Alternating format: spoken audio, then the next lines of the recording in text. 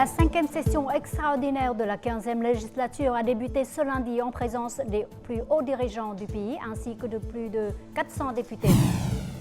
Dès le début de la nouvelle année, de nombreuses entreprises productrices de café ont fait des efforts pour maintenir la dynamique de leurs exportations. À l'approche du nouvel an lunaire, les horticulteurs dans tout le pays s'apprêtent à préparer leurs produits pour le marché.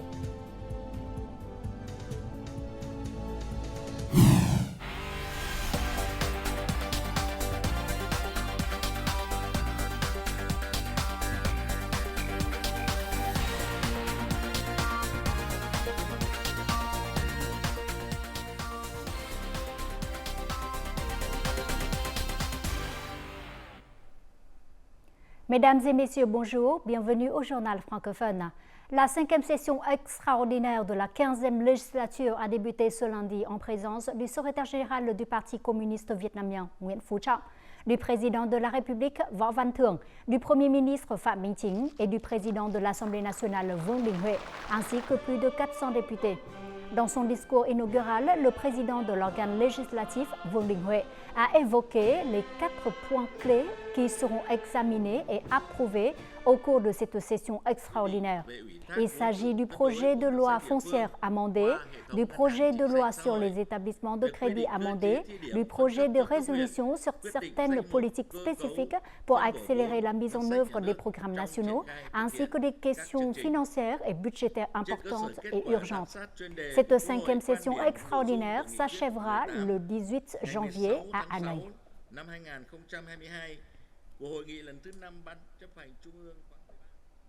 Après la séance d'ouverture, l'Assemblée nationale a entamé une séance plénière sur les amendements apportés à la loi foncière.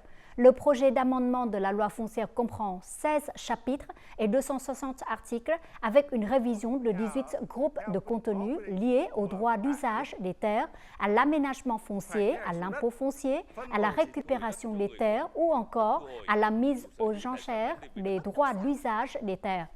Les députés ont examiné leurs appréciations pour la révision et les explications fournies par l'agence de vérification et l'agence de rédaction concernant ce projet de loi.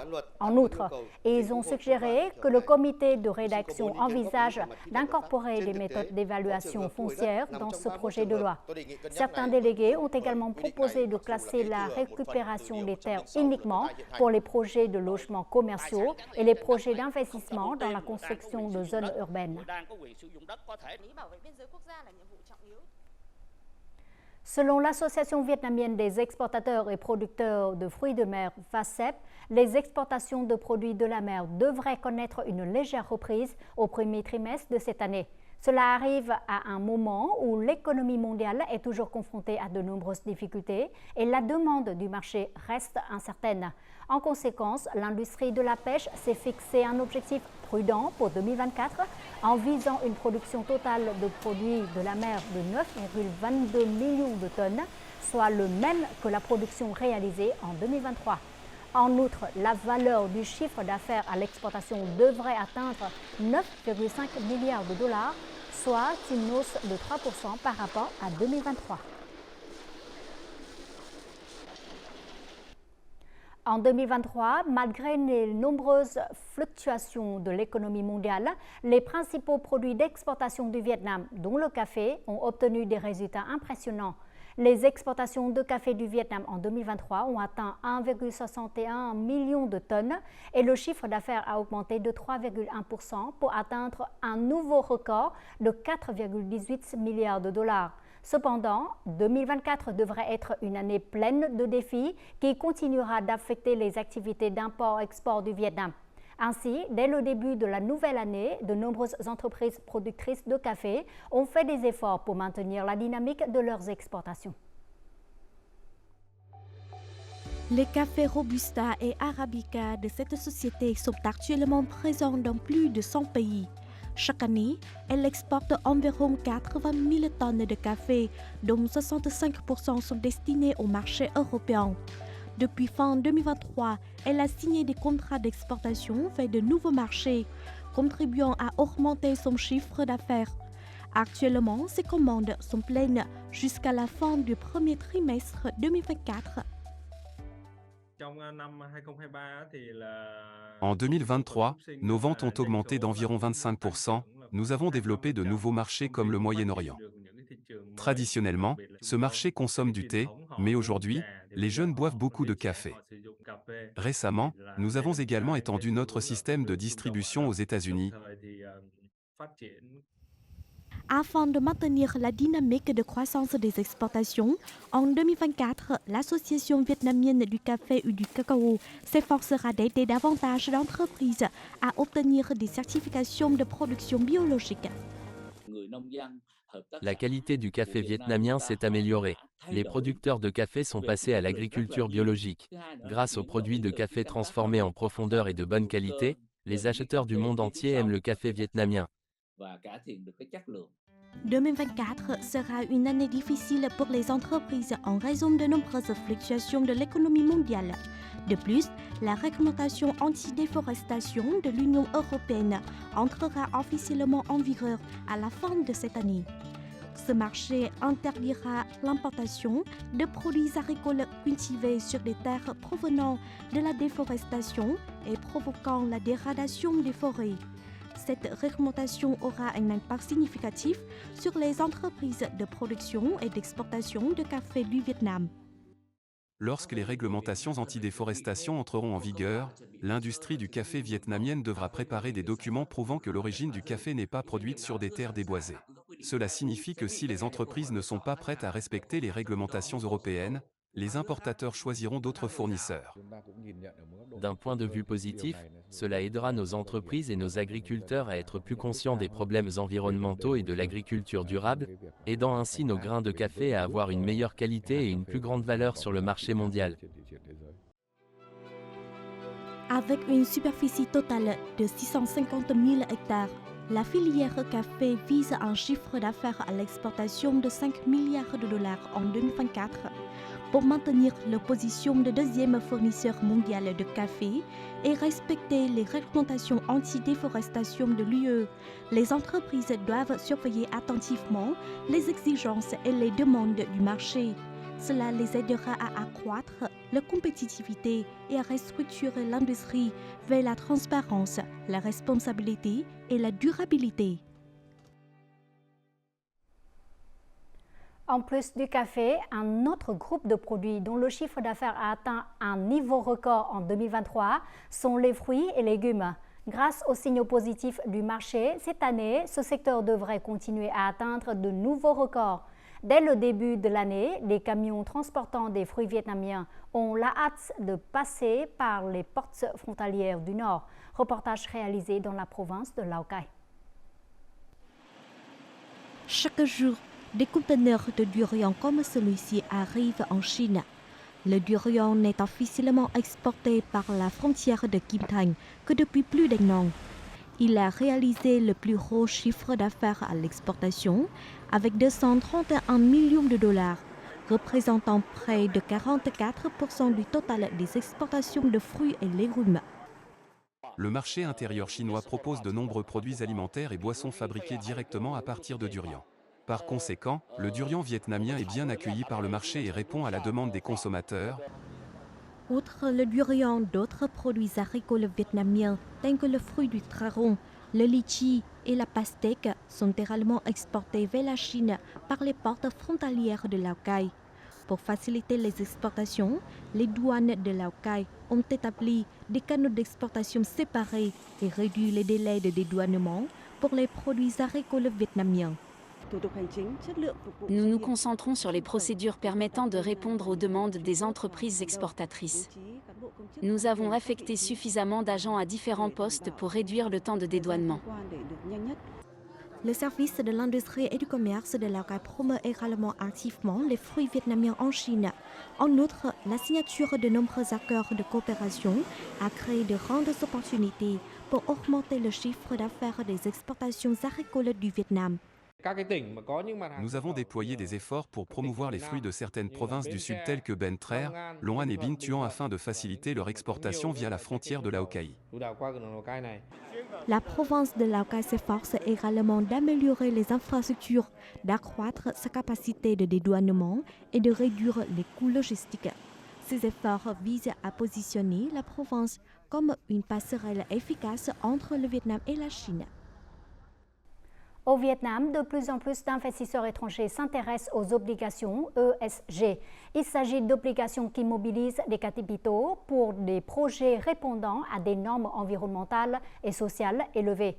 De 2019 à 2023, le Vietnam a émis près de 1,16 milliard de dollars d'obligations vertes.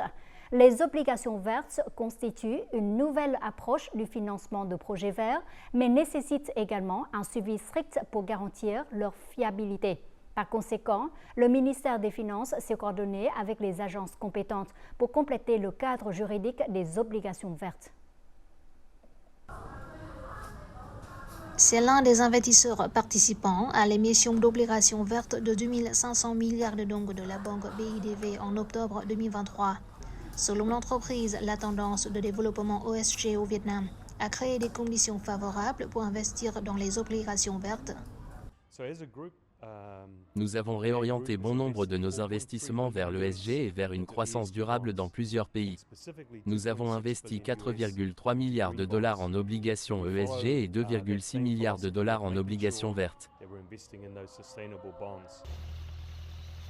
Cependant, de nombreuses organisations estiment que le niveau de préparation du secteur financier aux pratiques ESG au Vietnam n'est pas très élevé. Selon une enquête de PwC, seuls 27% des entreprises intègrent l'ESG dans leur stratégie commerciale et 47% ne pratiquent encore l'ESG qu'au niveau conformité et gestion des risques. Pour promouvoir les pratiques ESG au sein des institutions financières, des solutions sont nécessaires pour que le marché des obligations vertes se développe et pour élargir les opportunités d'investissement dans les projets ESG. Le nombre d'obligations vertes émises est limité, peu d'investisseurs sont intéressés. Pour promouvoir cela, je pense que la transparence est essentielle. Les investisseurs doivent savoir comment ils investissent dans le projet, ainsi que les régimes d'inspection et de surveillance du projet. Le ministère des Ressources naturelles et de l'Environnement ainsi que les ministères concernés élaborent des règlements relatifs à la classification des projets verts. Nous espérons que le projet sera bientôt approuvé par le gouvernement pour classer et évaluer le financement des projets verts. Le produit de l'émission d'obligations sera utilisé pour financer des projets verts, économiser de l'énergie et réduire les émissions. Le succès de l'émission d'obligations vertes a permis à BIDV d'être reconnu par le magazine Global Banking and Finance Review comme la banque mettant en œuvre la meilleure transaction d'émission d'obligations ESG au Vietnam en 2023. Notre journal continue avec les taux de change et l'indice de la bourse du Vietnam.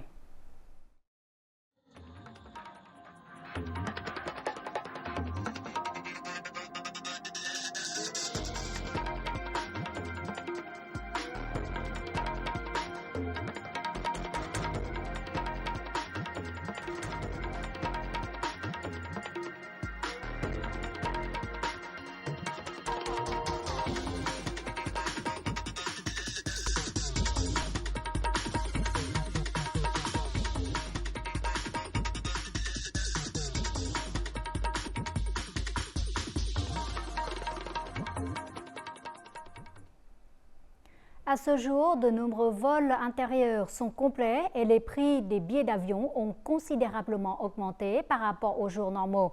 Selon l'annonce des prix des billets d'avion pendant la période de pointe du Nouvel An lunaire, du 8 au 14 février, soit le 29 décembre au 5 janvier du calendrier lunaire, les vols au départ de Ho Chi Minh Ville vers d'autres localités coûtent entre 6 et 12 millions de dong.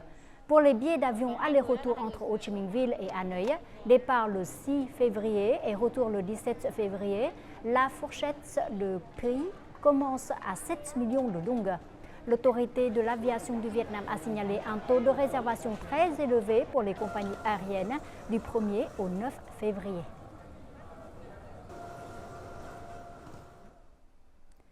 Ho Chi Minh Ville est dotée d'un système de transport fluvial avec le port de Saigon qui est considéré comme une porte vers de nombreux pays à travers le monde. Cela constitue une ressource touristique importante, offrant des vues panoramiques, des activités de loisirs et un sentiment d'aventure aux visiteurs. Consciente du grand potentiel des rivières locales, la mégapole du Sud promeut le tourisme fluvial à travers diverses activités. Les autorités locales visent désormais à attirer près de 500 000 touristes et à générer chaque année plus de 12 millions de dollars de revenus grâce aux circuits fluviaux. L'un des traits culturels de Ho Chi Minh Ville est son système de rivières et de canaux qui joue un rôle important dans la vie quotidienne et le commerce des habitants. À Ho Chi Minh Ville, les autorités ont ouvert plusieurs routes locales sur les eaux intérieures qui fonctionnent de jour comme de nuit. J'ai organisé des concerts de musique dans de nombreux endroits, mais sur ce bateau-bus, le public peut se déplacer librement et interagir avec les chanteurs et les musiciens sur scène. Le bus fluvial à 2 étages offre aux visiteurs des vues panoramiques des 2 côtés de la ville. Les visites fluviales ont laissé une bonne impression tant sur les résidents que sur les visiteurs. Ces services devraient augmenter le nombre d'arrivées touristiques de 10% cette année. Selon de nombreux voyagistes, ils peuvent accueillir environ 3 à 4 groupes de touristes étrangers chaque mois, la majorité venant des États-Unis, de pays européens et d'Australie. Les circuits fluviaux attirent un grand nombre de touristes. La plage horaire que nous choisissons pour servir les visiteurs s'étend de l'après-midi à tard dans la nuit. Les visites fluviales sont vraiment très intéressantes. Je réutiliserai ce service dans le futur et je vais le recommander à mes clients. Le développement du transport fluvial est actuellement l'une des questions les plus discutées. Les autorités devraient tracer les voies navigables reliant les zones clés qui font partie du développement de l'économie nocturne. Ho Chi Minh Ville compte 73 ports qui assurent le transport fluvial et 150 circuits fluviaux. Ces voies navigables devraient favoriser le développement du tourisme local, créer des emplois et renforcer l'économie locale. Cependant, pour exploiter efficacement ce potentiel, les experts affirment que la ville doit avoir des politiques pour attirer les investissements et aider les entreprises à former des produits touristiques spéciaux. Cela créera des conditions permettant aux navires croisières internationaux de rester plus longtemps, ce qui augmentera les dépenses des touristes et apportera des revenus aux habitants.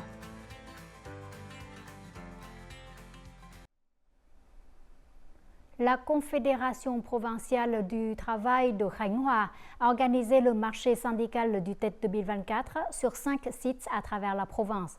Cet événement fait partie du programme Réunion du TET, partage du printemps, récemment mis en œuvre. Le premier marché se tient dans la ville de Nha Trang du 15 au 21 janvier.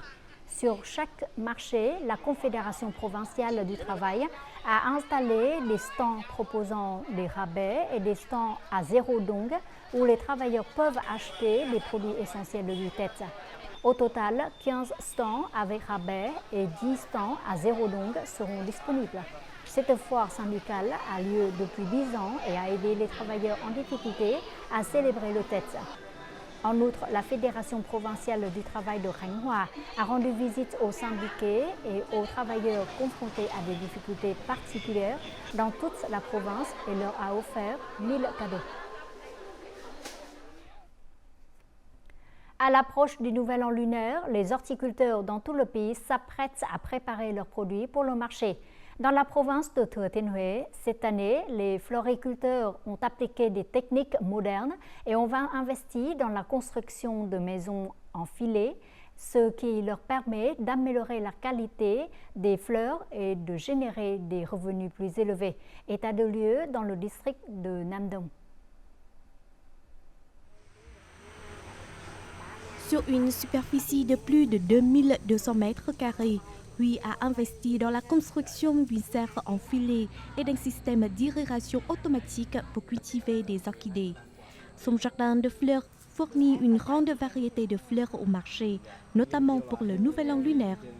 Toutes ces fleurs bénéficient des techniques de culture modernes. Grâce à cela, elles peuvent être vendues sur les marchés nationaux et internationaux.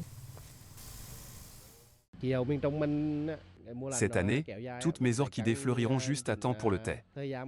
Actuellement, tous mes produits sont prêts à être vendus. Les azalées nécessitent des techniques de plantation spéciales et des soins constants. Pourtant, leur beauté attire de nombreux clients. Grâce à des conditions météorologiques favorables, le district de Nam Dong est idéal pour cultiver de nombreux types de fleurs. Plusieurs ménages ici ont appliqué la technologie moderne pour cultiver des lys, des gerberas et des chrysanthèmes. Cependant, cela nécessite que les floriculteurs possèdent des connaissances approfondies afin que les fleurs puissent bien pousser et fleurir à temps pour le thé. Nous aidons les agriculteurs à cultiver des variétés de fleurs de haute technologie pour le thé. Les gens sont également entièrement d'accord avec cette opinion. Grâce à cela, leurs revenus se sont considérablement améliorés. Pour les agriculteurs des régions montagneuses, cultiver des fleurs à l'aide de haute technologie pour le marché du Nouvel An lunaire est encore une nouveauté. Actuellement, l'ampleur de cette industrie est encore modeste, mais ses avantages économiques sont indéniables. Ces derniers jours, de nombreuses personnes ont visité des jardins pour acheter des fleurs, ce qui démontre le succès initial de ce modèle.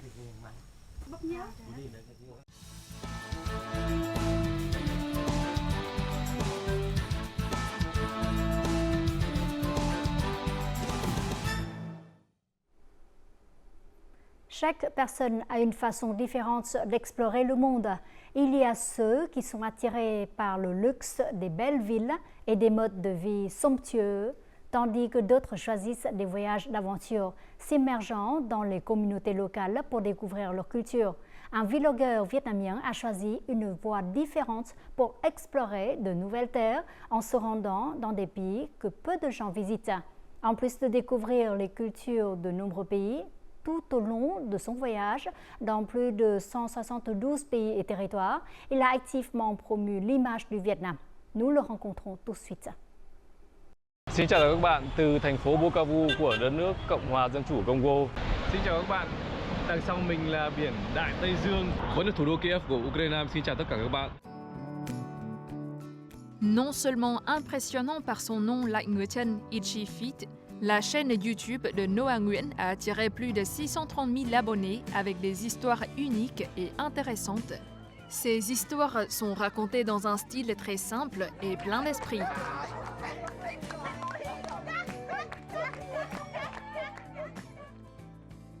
Contrairement à d'autres chaînes YouTube de voyage, la chaîne Lại Người Chân ne publie pas de paysages magnifiques ni de vidéos créées avec des effets accrocheurs.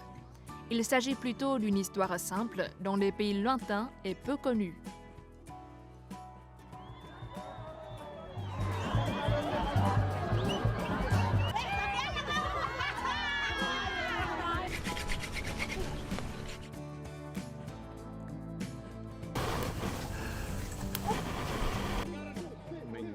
Je suis une personne qui n'aime pas suivre la foule ou les tendances.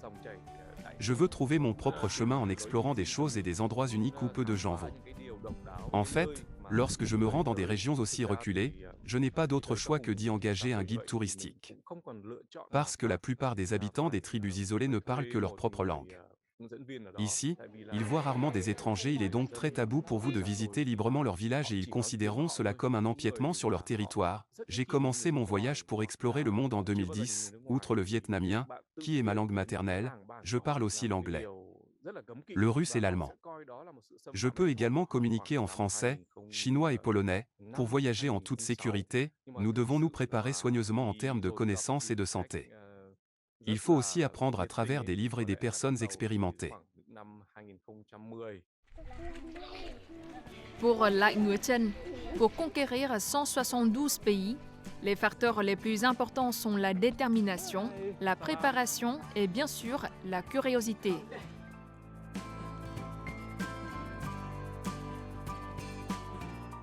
Après des expériences de vie diverses dans de nombreux endroits à travers le monde, quel endroit mérite le plus la peine d'être visité pour ce jeune homme? Alors bien sûr, la réponse est le Vietnam. Actuellement, nous avons des choses que de nombreux pays n'ont pas, comme la stabilité politique et la sécurité. La cuisine vietnamienne est pour moi la plus délicieuse au monde. Le potentiel touristique du Vietnam est énorme et n'est pas inférieur à celui des autres pays d'Asie du Sud-Est. Ce sont les cadeaux de mes amis de Vietnam.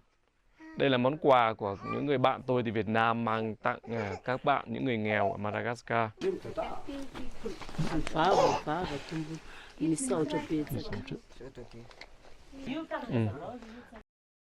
Non seulement il explore les cultures de différents pays, mais dans son voyage à la conquête du monde, Lại Ngựa Chen s'efforce toujours de promouvoir autant que possible l'image du Vietnam.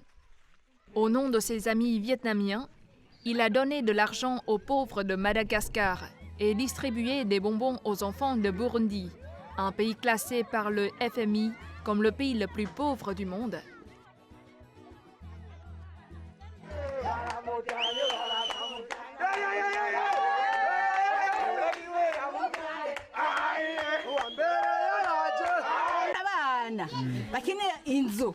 Bakeneye uburaro bwiza bakeneye kuba heza abana tufise ahantu tuba.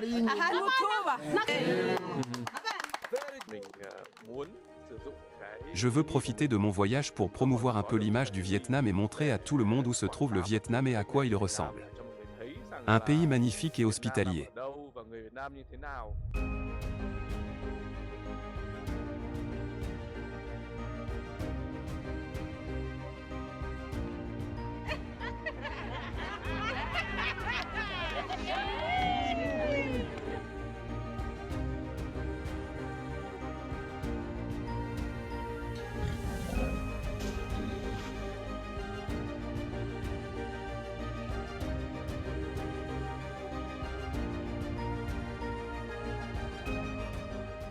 Le Vietnam regorge de beaux endroits. La capitale du Vietnam est Hanoï. La cuisine vietnamienne est délicieuse. J'aime le Vietnam. Le Vietnam est un pays magnifique. J'ai regardé de nombreuses vidéos et j'espère y aller un jour. En fin du journal, voyons tout de suite les prévisions météo.